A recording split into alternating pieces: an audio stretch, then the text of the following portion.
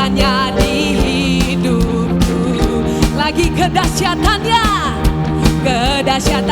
di hidupku. Imanku berkata, Tuhanku, apa? Hebat. Yesusku berkata, ku kuat melangkah bersama Dia. Amin. Ku memuji, ku bersorak, ku mengangkat tinggi panjinya, panji kemuliaan. Ku bernyanyi, ku bersorak, ku mengangkat tinggi panjinya, panji kemenangan. Na na na na na na na na na na na na na na na na na. Wow, sekali lagi ya, na na na na na na na na na na na na na na. Wow, bangkitlah MDC, bangkitlah dan berkatakan berkat, amin, atas hidup yang diberikannya. Haleluya. Dengan pasti, dengan iman, nyatakan kekuatannya, kedahsyatan. Apa yang ada di hidup kita? Kedahsyatannya di hidupku. Imanku berkata, Tuhanku, hebat, kau hebat Tuhan. Yesusku berkata,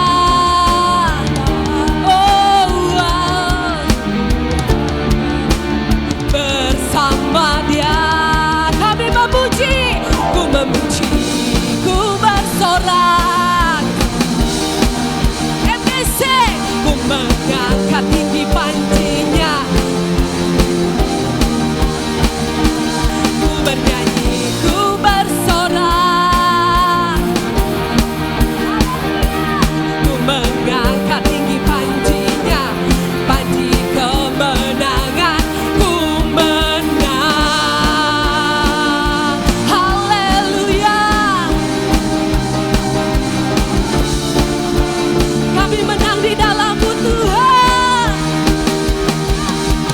Na na na, semuanya. Na na na na na na. Wow, ikuti saya tangannya yuk. Na na na na na na na na na na na na na na na na na na. Wow, sekali lagi ada anak muda. Na na na na na na na na na na na na na na na na na na. Wow, sekali lagi sama-sama. Na na na.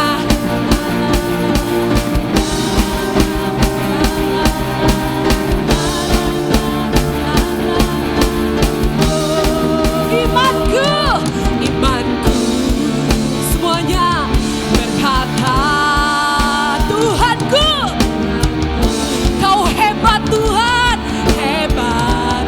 Yesusku berkata,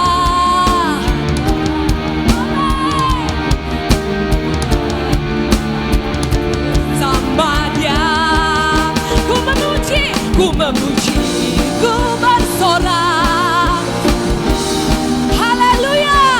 Ku mengangkat tinggi panjinya, panji kemenangannya. Ku bernyanyi, ku bersorak. Ku mengangkat panji kemenangan. Ku menang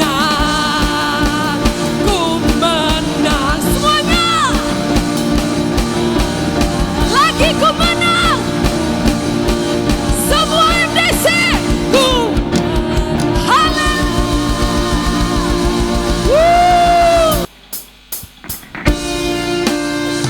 kasih Tuhan, biar segala yang bernafas memuji nama-Mu. Hanya nama Yesus yang ditinggikan.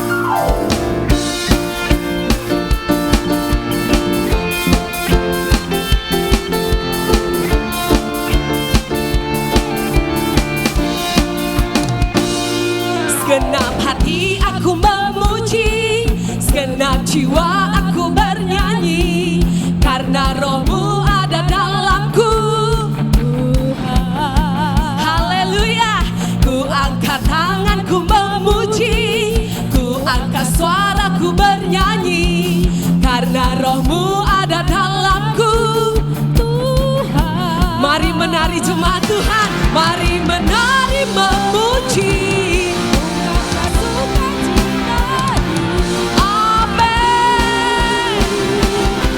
Terbesar dan mulia, ajaib semua, ajaib bagi MDC Tebing Tinggi Tuhan. Kau terbesar dan mulia, biarlah semua memuji-Mu Tuhan. Haleluya. Semua yang bernafas di bumi di surga memuji-Mu Tuhan. Segenap hati aku memuji, segenap jiwa aku bernyanyi, karena Roh-Mu ada dalamku. Tuhan, ku angkat tanganku memuji, ku angkat suaraku bernyanyi, karena Roh-Mu ada dalam kami Tuhan.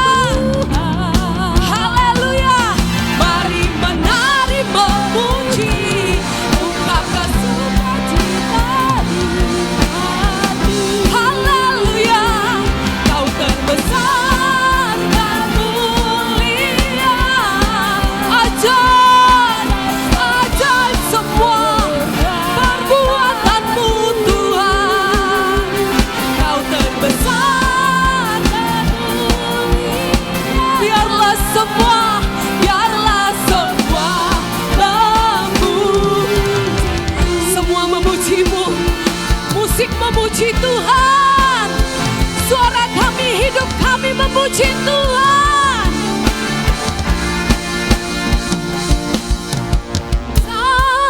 Dan mulia, suaranya MDC Tebing Tinggi. Ajaib semua perbuatan-Mu. Kau terbesar, Kau terbesar.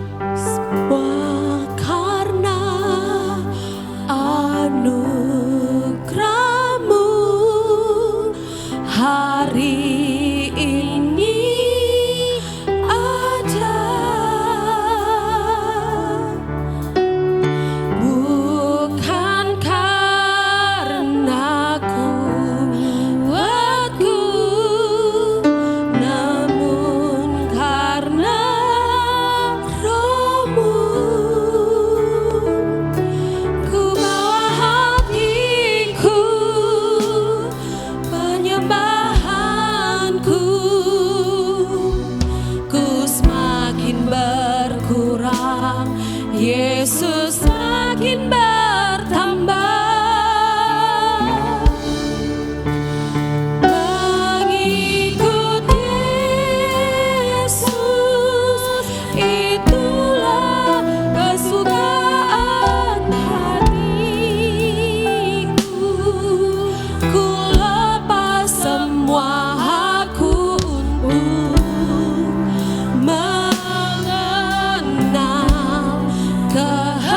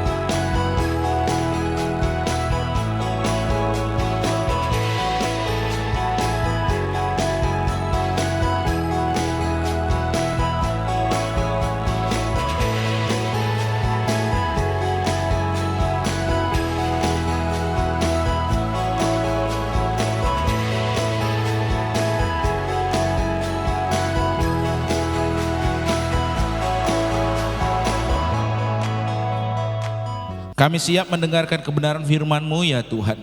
Berbicaralah Tuhan, pakailah hamba-Mu, berkatilah seluruh umat-Mu, supaya firman Tuhan yang disampaikan pada hari ini menjadi firman yang mengubahkan kehidupan kami. Terima kasih Tuhan Yesus, dalam nama-Mu kami mengucap syukur dan berdoa. Haleluya. Amin. Shalom. Baik, kita sampai di tema di bulan ini, yakni finishing strong atau mencapai garis akhir dengan gemilang. Dan di minggu yang pertama kita belajar bagaimana supaya kita bisa finishing strong. Kita belajar dengan tema mulailah dari bagian akhir atau begin with the end in mind. Nah, Bapak Ibu, saudara-saudari, ada satu ungkapan yang berkata seperti berikut. Life is just a dash. Hidup ini hanyalah sepotong garis. Bukankah ini yang biasanya ada di batu nisan kalau kita misalnya pergi ke pemakaman? Kita akan melihat di sana, di batu nisan tersebut tertulis tanggal lahir orang tersebut, kemudian ada garis penghubung, kemudian tanggal kematiannya. Nah, garis penghubung tersebut itulah berbicara tentang seluruh kehidupannya. Apakah kehidupannya itu adalah kehidupan yang penuh dengan makna, ataukah kehidupan yang sia-sia? Apakah kehidupan yang mulia ataukah kehidupan yang hina? Apakah kehidupan yang menginspirasi atau malah kehidupan yang menjadi bahan cemooh atau bahan tertawaan? Kehidupan yang memberikan manfaat atau kehidupan yang sama sekali tidak mendatangkan manfaat? Itu hanyalah sepotong garis penghubung tersebut. Bapak Ibu, saudara-saudari, hidup ini hanya satu kali, bukan dua kali, apalagi berkali-kali. Oleh karena hidup ini hanya cuma sekali, isilah kehidupan kita yang cuma satu kali ini menjadi kehidupan yang bermakna. Amin. Bukan kehidupan yang nantinya akan kita sesali. Beberapa waktu yang lalu saya menonton sebuah video.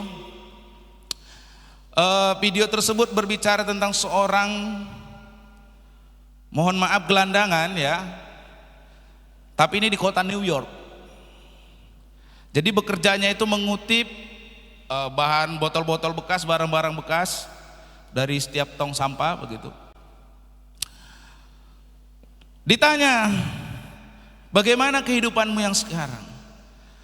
Karena dia bilang, kalau sekarang, karena saya sekarang sudah menerima Yesus, hidup saya berbahagia. Tetapi kalau ada satu hal yang saya sesalkan adalah kehidupan saya yang dahulu. Kenapa kehidupan yang sudah Anda lewati itu Anda sesalkan? Kenapa? Karena dulu waktu dia masih muda, dia berjaya. Dia berjaya karena dia menjadi pengedar narkoba. Dia punya uang, dia punya harta, dia bisa melakukan apa saja sesuka hatinya karena uangnya banyak. Nah, pada akhirnya satu kali ia ditangkap. Ditangkap oleh karena kasus narkoba dan akhirnya dipenjara sekian tahun. Setelah dia dipenjara sekian tahun, anak dan istrinya tidak mengakui dia lagi baik sebagai suami ataupun juga seorang ayah. Sehingga dia menyesali hingga saat ini ia tidak dapat bertemu dengan istri dan anak-anaknya. Itulah satu hal yang dia sesalkan. Dia bilang, kalau saya bisa kembali ke masa lalu, saya akan meninggalkan yang namanya kehidupan menjadi penjual narkoba dan saya lebih memilih keluarga saya. Nah, Bapak Ibu saudara-saudari, berbicara tentang kesaksian tersebut, jangan sampai kita di kemudian hari ketika kita menoleh ke belakang, kita melihat kehidupan kita ini masa lampau, kita menyesal. Oleh karena itu, hidup yang satu kali, bukan dua kali, apalagi berkali-kali ini Bapak Ibu, hidupilah dengan penuh makna. Amin. Supaya nanti tidak menyesal. Nah, berbicara tentang kehidupan yang bermakna, kehidupan yang mencapai garis akhir dengan gemilang atau finishing strong, kita dapat belajar dari seorang yang bernama John Stephen Akhwari. Yang bersangkutan ini Bapak Ibu luar biasa bagaimana ia berjuang dengan begitu keras untuk mencapai garis akhir. Nanti saudara bisa baca ceritanya di Google juga ada. Yang bersangkutan ini adalah seorang pelari maraton sejauh 42 km. Waktu itu yang bersangkutan mengikuti Olimpiade lari maraton yang diadakan di Mexico City. Pada tanggal 20 Oktober tahun 1968. Banyak mungkin di antara kita yang belum lahir, tapi sebagian sudah ada yang lahir waktu kejadian ini. Nah, yang menarik dari cerita yang bersangkutan adalah pada waktu itu sebagian penonton daripada lari maraton ini sudah pulang. Kenapa? Karena lomba lari maraton tersebut sudah selesai 2 jam yang lalu. 2 jam lewat sudah selesai. Ada juara 1, ada juara 2, ada juara 3, bahkan sudah diberikan kalung medalinya. Tapi sebagian penonton masih belum bergerak dari stadion tersebut karena mereka masih menunggu satu orang pelari yang walaupun 2 jam sudah berakhir lari maratonnya, masih ada satu pelari lagi. Pelari tersebut adalah yang bernama John Stephen Akhwari. Ketika dia tengah rengah-engah hendak mencapai garis akhir dan pada akhirnya dia sampai, penonton semua bersorak-sorai. Kenapa? Ketika ditanya wartawan, John, mohon maaf saya ceritakan sedikit. Waktu dia berlari ini, ternyata dia mengalami cedera, saudara. Ketika dia bersemangat berlari, namanya lomba lari maraton, bersemangat lari, dia jatuh dan akhirnya cedera. Tapi dia tidak menghentikan perlombaan tersebut. Dia terus berlari, bahkan berlari sampai garis akhir. Bahkan 2 jam pelari yang terakhir itu sudah selesai, dia masih berlari. Ketika dia akhirnya sampai di garis finish, wartawan tanya, John, kenapa kamu kok masih lari? Padahal kakimu sudah luka.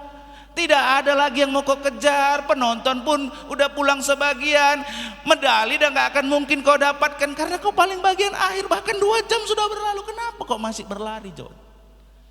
Apa yang kamu kejar? John Stephen Akhwari menjawab, my country didn't send me 5,000 miles to start the race, they send me to finish the race. Negaraku tuh bukan mengirim aku 500 mil kemari hanya untuk memulai pertandingan, tapi mereka mengirim diriku untuk menyelesaikan perlombaan.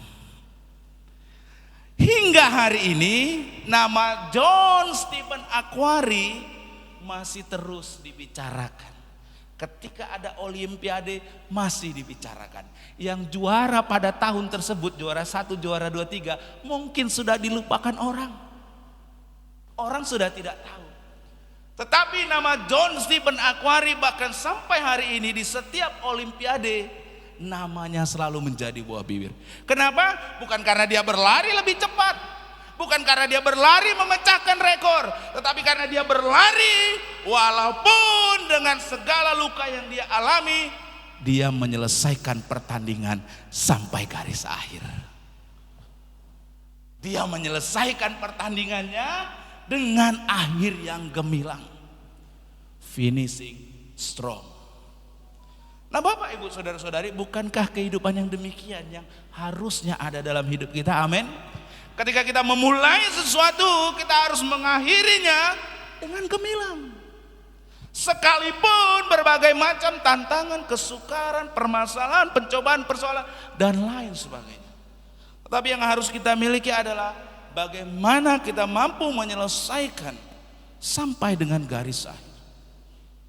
John Stephen Akhwari tidak dikenal karena ia berlari lebih cepat, karena ia berlari memecahkan rekor.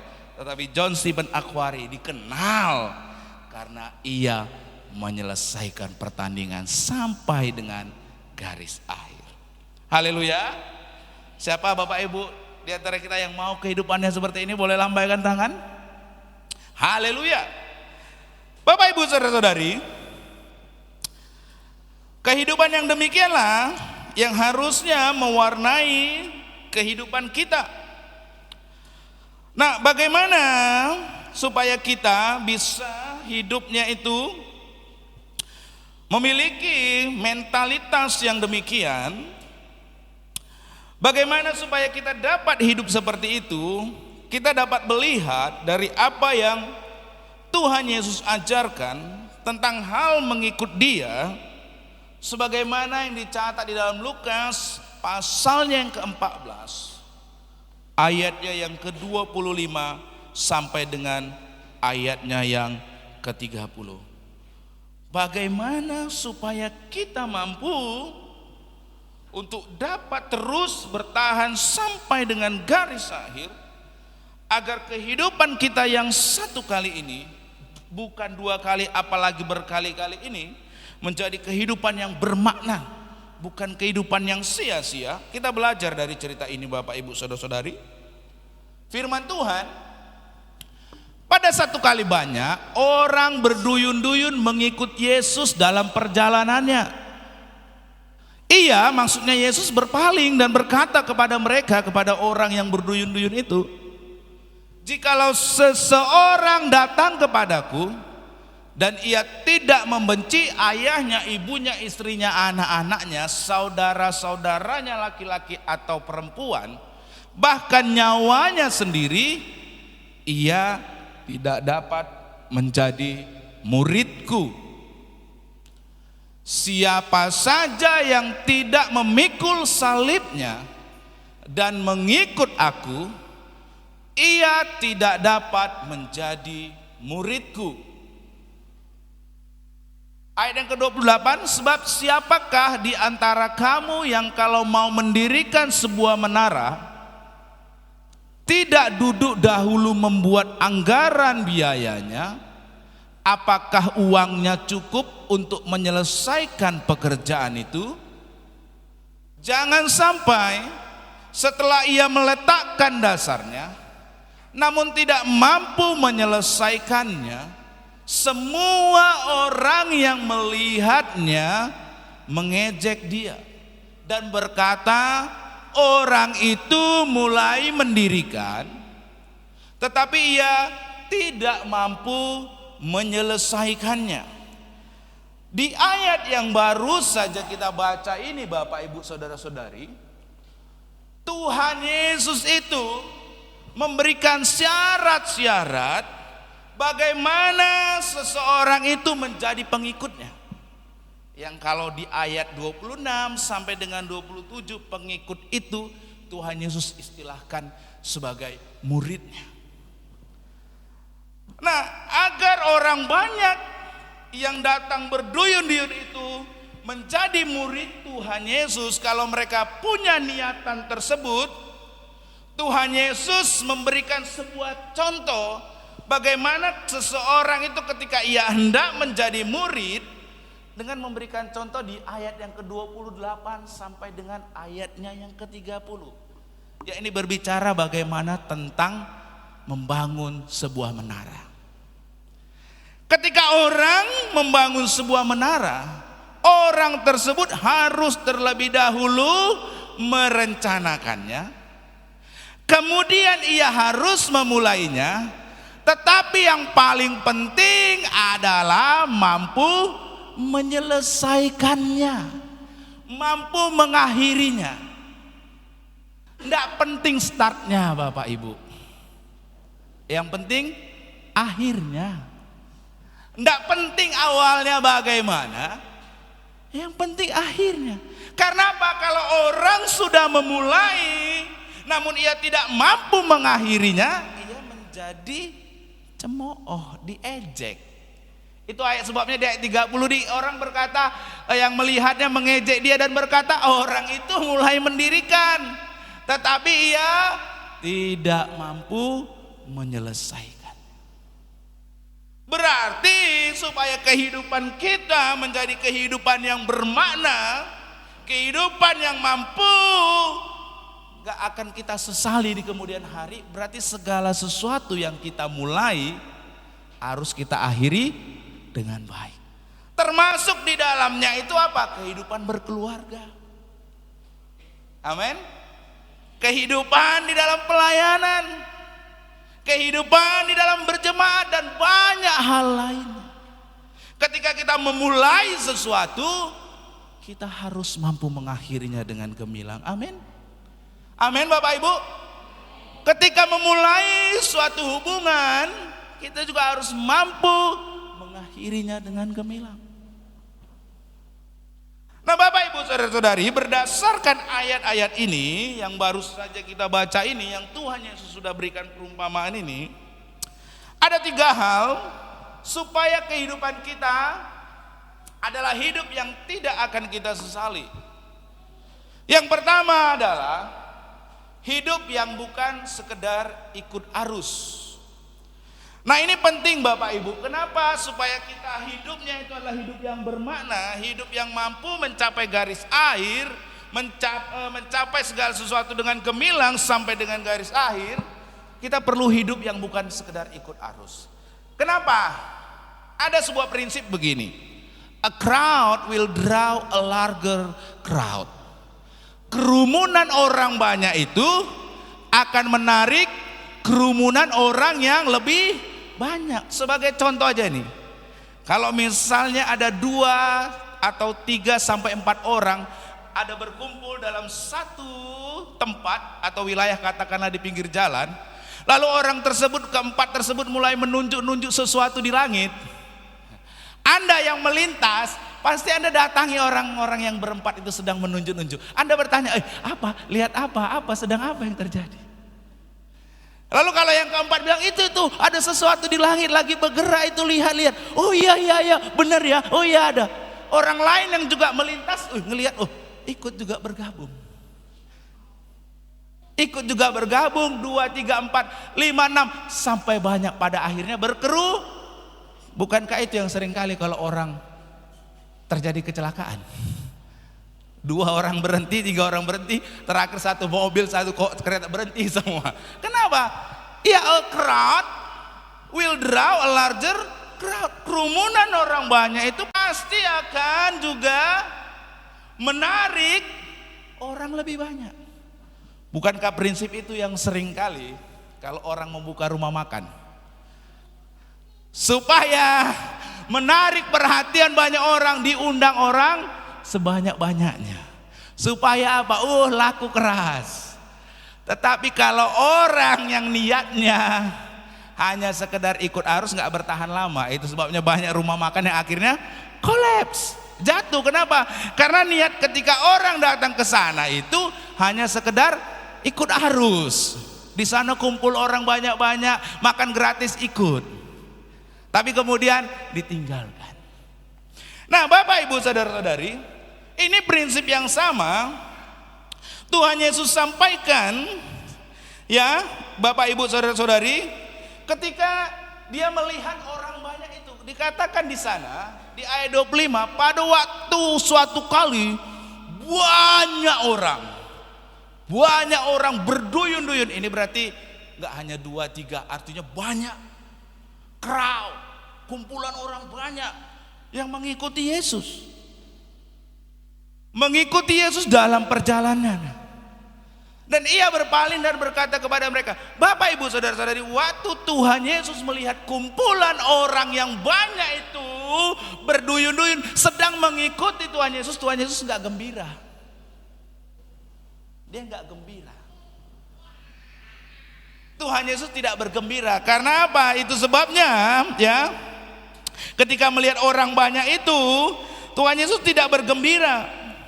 Kenapa? Karena di ayat selanjutnya Tuhan Yesus bilang, jikalau seseorang datang kepadaku dan ia tidak membenci ayahnya, ibunya, istrinya, anak-anaknya, saudara-saudaranya laki-laki atau perempuan, bahkan nyawanya sendiri, ia tidak dapat menjadi muridku. Kalau orang ikut Yesus hanya karena ikut arus, karena banyak orang yang ikut, ya ikut, bagi Yesus tidak layak. Nah, kehidupan kita bagaimana ini? Apakah sekedar ikut arus? Karena orang banyak ikut, ya ikut. Tuhan Yesus melihat orang banyak yang mengikuti dia tidak bergembira.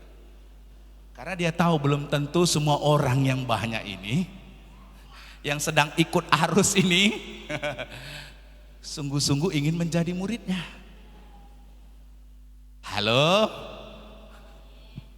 Haleluya. Hati-hati saudara, hati-hati dengan ikut arus, hati-hati karena orang melakukan, banyak orang melakukan itu, saya ikut melakukan itu. Kalau kehidupan kita adalah kehidupan yang demikian, kita pasti seperti Tuhan Yesus bilang, tak layak menjadi seorang murid. Bapak Ibu saudara-saudari, dengan berkata demikian, Tuhan Yesus itu, ya, dengan demikian Tuhan Yesus menegaskan kalau orang banyak mengikut dia itu bukan harus sekedar ikut-ikut arus atau ikut-ikutan. Berarti agar kita dapat finishing strong dalam kehidupan ini, jangan melakukan apa saja karena terpengaruh oleh keadaan. Jangan terpengaruh oleh karena itu, Bapak Ibu. Kalau kita karena ikut-ikutan, karena ikut arus, pasti hanyut. Tahu nggak Bapak Ibu, ada satu jenis ikan yang kemana arus mengalir dia selalu ikut. Jenis ikan tersebut adalah ikan yang mati. Ya kan? Ikut arus dia. Mau kemana arus itu membawa, ikut dia. Kenapa ikan? Mati. Tetapi ikan yang hidup, dia tidak akan selalu mengikuti arus. Amin. Jadi kalau kehidupan kita ingin kehidupan yang bermakna, kehidupan yang dapat mencapai garis akhir dengan gemilang, jangan sekedar ikut arus. Ingat itu ikan yang mati. Amin. Yang kedua, agar hidup kita adalah hidup yang tidak akan kita sesali. Yang kedua, hidup itu harus yang dimulai dari bagian akhir. Tentang hal ini, ada satu prinsip yang dikatakan oleh Stephen Covey dalam bukunya The 7 Habits of Highly Effective People. Dia berkata, ada satu prinsip yang disebut dengan begin with the end in mind. Yang artinya mulailah dengan memikirkan bagian yang terakhir. Kalau kehidupan kita ingin menjadi kehidupan yang bermakna, kehidupan yang tidak akan kita sesali, kita harus lihat dulu bagian akhir kehidupan kita itu mau seperti apa.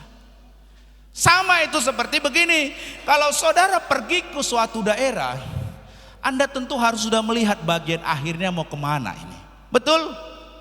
Sebagai contoh, kalau saya hari ini di sini tebing, saya mau pergi ke Parapat, saya harus lihat di Parapatnya itu mau di mana. Betul? Karena kalau saya tahu mau kemana bagian akhirnya, saya akan merencanakannya dengan baik. Betul? Ada nggak orang di sini yang mau pergi ke suatu tempat, mana bagian akhirnya? Nggak tahu, yang penting jalan aja. Ada? Ada di sini? Ada? Kenapa? Karena bagian akhir itu sangat penting untuk kita lihat. Betul? Kenapa? Karena bagian akhir itulah yang menjadi sasaran, yang menjadi tujuan, yang menjadi target kita. Kalau kita dapat melihat tujuan akhir, target dari kita, maka kehidupan kita bukanlah kehidupan yang asal-asalan. Kenapa? Karena kita lihat akhirnya. Haleluya. Kalau saudara mau pergi ke Jakarta, saudara kan lihat bagian akhirnya ya Jakarta. Sehingga kalau beli tiket pesawat, mau naik taksi, travel dan lainnya, itu tujuannya supaya sampai kepada akhirnya Jakarta. Kan nggak mungkin saudara pergi mau ke Jakarta, kalau Anda mau pergi tapi Anda nggak tahu mau tujuannya kemana, yang penting jalan aja. Apa yang terjadi kalau saudara melakukan itu? Yang pertama Anda buang-buang waktu, yang kedua Anda buang-buang biaya. Kenapa hidup akhirnya menjadi hidup yang tidak bermakna, hidup yang disesali? Karena kita seringkali buang-buang waktu, buang-buang uang, buang-buang daya. Kita seperti melakukan perjalanan tapi tidak melihat bagian akhirnya. Sehingga apa? Hidup kita mutar-mutar. Sehingga kalau ada kesulitan di sini berputar kemari. Sehingga ada tantangan di sini berputar kemari. Sehingga ada kesulitan di sini berputar. Hidupnya hanya berputar-putar. Siapa di sini yang mau mencapai garis akhir? Saudara harus lihat bagian akhir kehidupan saudara seperti apa. Sehingga itu menjadi target, menjadi capaian saudara. Sehingga Anda tidak akan menyia-nyiakan waktu, menyia-nyiakan kehidupan Anda. Dan ini yang penting Bapak Ibu Saudara-saudari, ya. Ini yang Tuhan Yesus ajarkan tentang prinsip melihat bagian akhir ini. Ini yang Tuhan Yesus ajarkan di ayat yang ke-28 tadi. Dengan berkata, sebab siapakah di antara kamu yang kalau mau mendirikan sebuah menara tidak dahulu membuat anggaran biayanya? Apakah uangnya cukup untuk menyelesaikan pekerjaan itu? Di sini Tuhan Yesus mengajarkan kalau orang mau membangun sesuatu harus diukur dulu akhirnya bagaimana. Ujungnya itu seperti apa? Apa yang perlu dilakukan? Apa yang perlu dikerjakan? Seberapa tinggi? Seberapa besar? Seberapa luas? Apa bahan-bahan bangunannya? Apakah dari jerami, dari kayu jati? Hanya kalau orang tadi dapat membuat anggaran biaya dan menyiapkan dana yang diperlukan, baru selesai menaranya. Nah, ini berbicara Bapak Ibu pentingnya untuk melihat sampai dengan kepada akhir Bapak Ibu Saudara-saudari, supaya kita tahu target, tujuan, sasaran kita apa yang mau dicapai. Kenapa orang seringkali hidupnya buang-buang waktu, buang-buang tenaga, buang-buang daya? Karena dia tidak melihat bagian dari akhir hidupnya itu mau seperti apa. Ini penting. Kalau saudara ingin kehidupannya akhirnya gemilang, mampu menyelesaikan, saudara harus dulu membuat satu perencanaan dan melihat bagian akhir dari kehidupan saudara mau seperti apa. Yang ketiga, hidup yang tidak akan kita sesali adalah hidup yang diwarnai dengan kerelaan untuk membayar harga. Seberapa tinggi cita-cita Anda, seberapa mulia harapan di akhir kehidupan Anda, itu semua akan menjadi sebuah omong kosong belaka kalau saudara tidak bersedia membayar harga. Semua itu Anda bisa omong kosong. Kenapa? Apa yang membedakan antara suatu cita-cita dan impian kosong? Yang membedakan apa? Kerelaan untuk bayar harga. Katakan bersama dengan saya, rela bayar harga. Saudara hidupnya tidak mau ikut arus. Ya, saudara melihat bagian akhir dari kehidupan saya, inilah sasaran tujuan yang hendak saya capai. Tapi apa yang saudara lakukan? Apa kesediaan yang Anda lakukan untuk mencapai itu? Kalau Anda tidak rela membayar sesuatu, membayar harganya, maka setinggi apapun cita-cita itu, semulia apapun itu harapan akhir Anda, semua hanya menjadi omong kosong. Apa yang membedakan? Bayar harga. Nah, ini menarik saudara ya, tentang membayar harga ini ya saudara. Nah, ini cerita dari Pak Bambang dan saya kira bagus banget kisah tentang ini. Satu kali Pak Bambang itu inti, saya kuliah dulu di sana, saya lulus dari sana. Nah, waktu dulu itu Pak Bambang masih mengajar, kuliah di inti. Ketika dia masuk mengajar mahasiswanya, dia bagikan secarik kertas kepada mahasiswanya, dibagikan.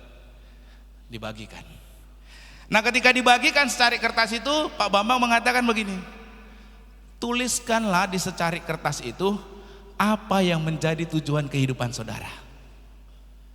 Ya, apa yang menjadi tujuan atau goal atau target.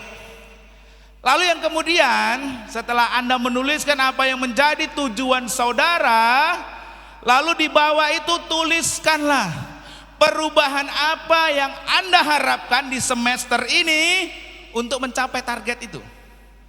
Jadi ada tujuan, tapi ditulis di bawahnya perubahan-perubahan apa saja yang saudara harapkan untuk bisa mencapai target itu di semester ini. Nah, Pak Bambang melihat banyak mahasiswa yang semangat menulis. Mungkin termasuk di dalamnya satu tujuan apa? Perubahannya mungkin perubahan berat badan, ya kan? Perubahan dulu malas berdoa jadi rajin berdoa. Perubahan dulu nggak hafal Alkitab, sekarang mulai hafal Alkitab. Dulu perubahan nggak mau baca buku, sekarang mulai rajin baca buku. Banyak yang menulis. Nah, Pak Bambang melihat ada satu orang yang tidak menulis. Lalu Pak Bambang heran, ini orang kok nggak menulis, kok kayaknya santai-santai saja. Lalu akhirnya pun Pak Bambang bilang, udah oke, kumpulkan semua secarik kertas tadi yang masing-masing ditulis, kumpulkan kemari. Dan Pak Bambang mau lihat orang yang tadi dia lihat sepertinya tidak menulis itu apa tujuan dalam hidupnya. Nah, dia lihat ternyata tujuan dalam kehidupan mahasiswa tersebut adalah cita-citanya menjadi penginjil internasional, menjadi penginjil yang terkenal internasional. Tetapi di bawahnya tidak ditulis perubahan apa dari dirinya untuk mencapai target tersebut. Lalu Pak Bambang bilang, loh, kamu kok nggak tuliskan perubahan apa yang mau kau capai di semester ini, di tahun pertama kamu kuliah ini? Oh Pak, saya rasa dalam diri saya tidak ada yang perlu berubah. Pak Bambang pun berkata, oh berarti Anda udah sama seperti Tuhan. Tuhan itu yang tidak perlu memerlukan perubahan dan Tuhan tidak perlu berubah. Berarti kalau Anda Tuhan, Anda sudah seharusnya tidak kuliah di sini karena Tuhan nggak berkuliah. Dan beberapa waktu hingga sekarang, orang yang menuliskan bahwa dirinya menjadi penginjil internasional yang terkenal sekarang, sampai sekarang jejak batang hidungnya pun Pak Bambang tidak tahu. Kenapa? Cita-citanya begitu tinggi. Bagian akhir hidupnya dia lihat begitu mulia. Tapi perubahan apa yang ia lakukan untuk mencapai itu? Dia nggak perlu. Oleh karenanya apa yang menjadi cita-citanya, apa yang menjadi harapannya hanya omong kosong. Hanya menjadi omong kosong. Bapak, Ibu, saudara-saudari. Tanpa kesedihan untuk membayar harga, yaitu untuk berubah, maka setinggi apapun suatu cita-cita, itu hanyalah sekedar suatu impian hampa belaka. Haleluya. Mau mencapai impian? Mau mencapai tujuan akhir saudara? Mulai melakukan perubahan. Amin. Kalau tidak, itu hanya menjadi suatu omong kosong belaka. Bapak, Ibu, saudara-saudari. Nah, hal inilah yang Tuhan Yesus utarakan di ayat 26 dengan menggunakan dengan mengatakan, di ayat yang 27 tentang pentingnya bayar harga ini, Tuhan Yesus mengatakan begini. Siapa saja yang tidak memikul salibnya dan mengikut aku, ia tidak dapat menjadi muridku. Untuk menjadi murid Yesus ada harga yang harus dibayar. Pikul salib. Itu berarti untuk mencapai satu tujuan yang mulia, ada harga yang harus dibayar. Bukankah prinsip itu yang umum ada dalam kehidupan kita sehari-hari? Ada kualitas, ada harga. Betul? Ada mutu, ada harga. Semakin bermutu, semakin berkualitas sesuatu itu, maka harganya semakin mahal. Kalau tujuan Anda begitu mulia, begitu tinggi, harganya juga mahal. Amin. Jadi jangan harapkan sesuatu yang besar, sesuatu yang tinggi, sesuatu yang mulia kalau Anda tidak bersedia membayar harga yang sesuai dengan cita-cita atau harapan tersebut. Harapan saya di akhir kehidupan saya nanti, saya mau menjadi penginjil internasional sama kayak orang tadi. Apa yang saudara lakukan? Masih tetap malas, masih tetap tidur-tiduran, nggak mau bayar harga, ya nggak akan mungkin. Saudara mengerti, amin?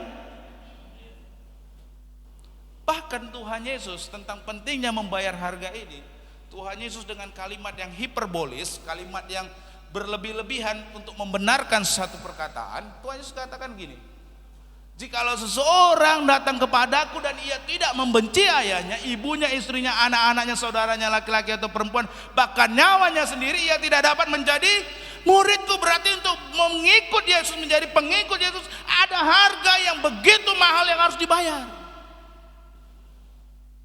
Amin.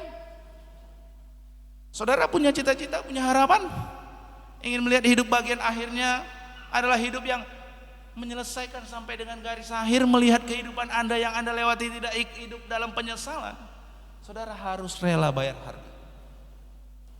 Ada harga untuk itu semua. Amin. Ada apa? Harga. Ada harga. Harga yaitu suatu komitmen yang sangat mahal, yang senilai, bahkan kalau di perkataan Tuhan Yesus nilainya itu nyawamu itu. Harganya itu ya nyawamu. Berarti begitu mahal. Haleluya. Aduh, aku pengen lah menjadi, katakanlah, pemain musik yang hebat. Ada harga yang harus dibayar. Betul. Aku pengenlah melayani main musiknya seperti begini, atau aku pengenlah bernyanyi nanti seperti begini. Ada harga yang harus dibayar. Harga yang senilai dengan cita-cita tersebut. Kalau Tuhan Yesus bilang harga untuk mengikut Dia seharga nyawamu, berarti mahal dong. Amin. Amin. Luar biasa firman Tuhan hari ini, Bapak Ibu Saudara-saudari. Ya, luar biasa firman Tuhan ya. Supaya kehidupan kita, kehidupan yang bermakna, kehidupan yang tidak sia-sia, kehidupan yang sampai menyelesaikan garis akhir, bukan hanya memulainya saja, tapi menyelesaikannya, ada 3 hal yang perlu kita lakukan. Hidup yang bukan sekedar ikut arus. Kalau yang demikian itu seperti ikan yang mati. Yang kedua, hidup yang dimulai dengan melihat bagian akhir. Saudara harus lihat akhir kehidupan saya mau seperti apa sih? Kehidupan yang mau saya tuju itu seperti apa sih? Sehingga saya akan kemudian hidupnya diwarnai dengan kerelaan untuk membayar harga, untuk mencapai tujuan akhir tersebut. Pertanyaannya sekarang bagi kita semua, kehidupan yang bagaimana yang hendak saudara jalani di dunia ini? Kehidupan yang mulia atau kehidupan yang hina? Kehidupan yang bermakna atau yang sia-sia? Kehidupan yang finish strong atau mangkrak di tengah jalan kayak proyek pemerintah? Apabila saudara berharap bahwa kehidupan yang saudara jalani ini merupakan kehidupan yang tidak akan pernah saudara sesali, bersedialah untuk apa? Membayar harganya, yaitu komitmen yang sepenuhnya terhadap apa yang menjadi tujuan akhir. Saudara akan bayar harga. Jadi kalau saudara semisal contoh bagian akhirnya, saya mau terus setia melayani Tuhan dengan talenta dan kemampuan saya, ya bayarlah harga yang sesuai dengan keinginan saudara. Amin. Dan ada banyak contohnya yang lain saudara bisa renungkan terhadap kehidupan saudara.